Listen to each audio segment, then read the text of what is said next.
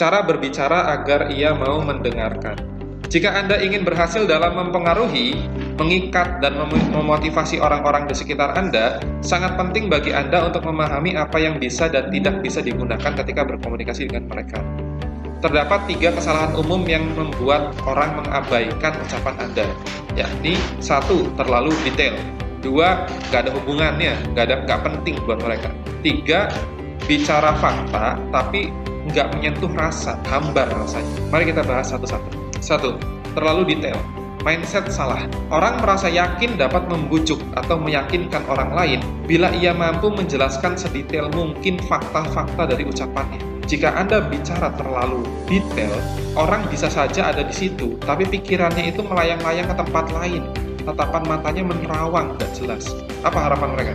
Omongan Anda segera berakhir. Mindset yang benar selalu to the point. Bila orang itu tertarik, ia akan bertanya. Disitulah Anda dapat menjelaskan secara detail jawaban dari pertanyaannya.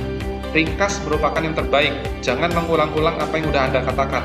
Mereka nggak suka dianggap bodoh, kecuali jika mereka meminta Anda mengulang kata-kata Anda. Jangan memperpanjang atau menambah informasi yang nggak nyambung dengan pertanyaan mereka. Fokus to the point, jawab pertanyaan aja. 2. Nggak berkaitan atau nggak penting bagi hidupnya. Apa yang bagi Anda terlihat penting, belum tentu bagi dirinya itu penting. Terlalu banyak orang yang memulai dengan perspektif apa yang ingin saya bicarakan, daripada apa yang perlu atau butuh didengar oleh mereka, demi kepentingan mereka sendiri. Sadarilah kenyataan ini, orang-orang tidak akan mendengarkan kecuali pesan yang Anda berikan itu mudah untuk dimengerti olehnya.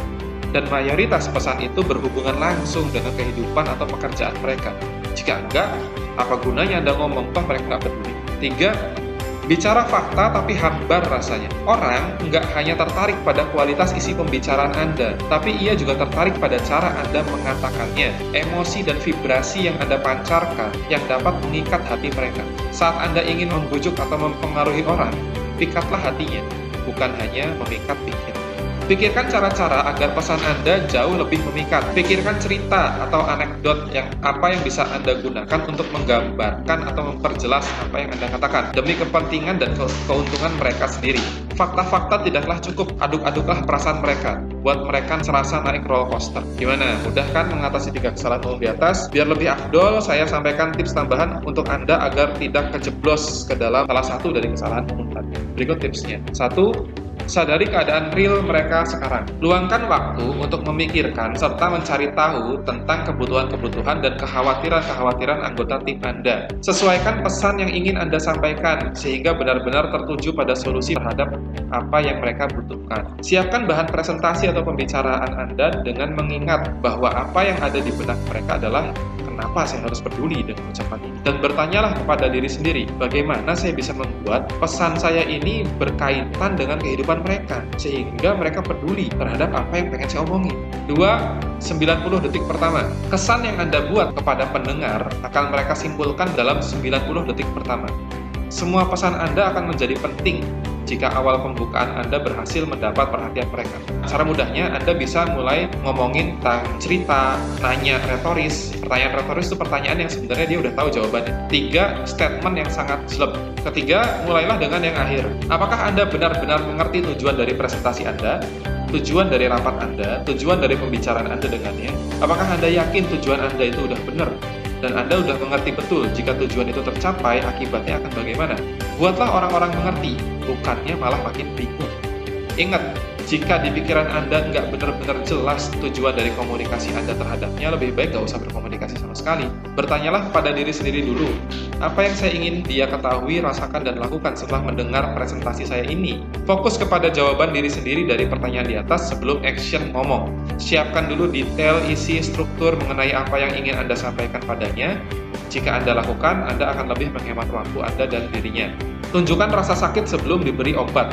Sebaik, sehebat, seampuh, secanggih apapun obatnya, orang-orang tetap gak akan percaya, apalagi minum obat itu, kalau mereka nggak yakin jika penyakitnya memang ada, dan mereka nggak yakin kalau mereka tuh lagi terjangkit penyakit itu. Pun jika memang penyakit itu ada, belum tentu juga mereka aware atau mau menggunakan obat yang Anda tawarkan. Semua tergantung dari sudut pandang mereka sendiri.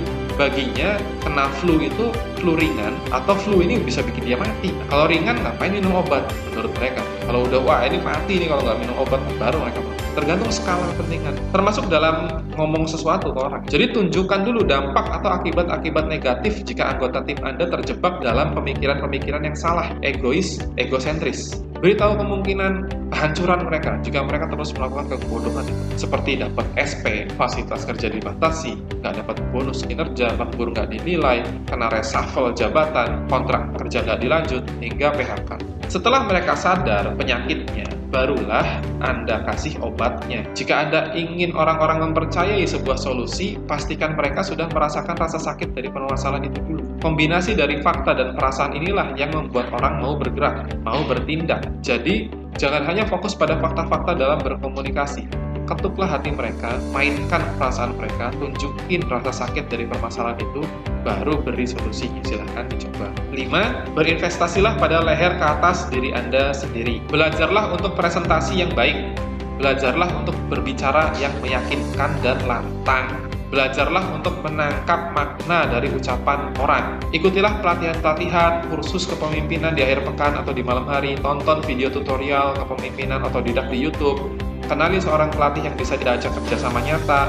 Makin banyak dan makin sering Anda berinvestasi leher ke atas, semakin cepat dan mudah Anda memperoleh kemakmuran dan kebahagiaan. Tugas pemimpin 30, praktekkan tips cara berbicara di atas ke setiap anggota tim Anda, baik saat tatap muka empat mata, ataupun berkelompok, baik saat pertemuan formal ataupun informal. Catat hasilnya.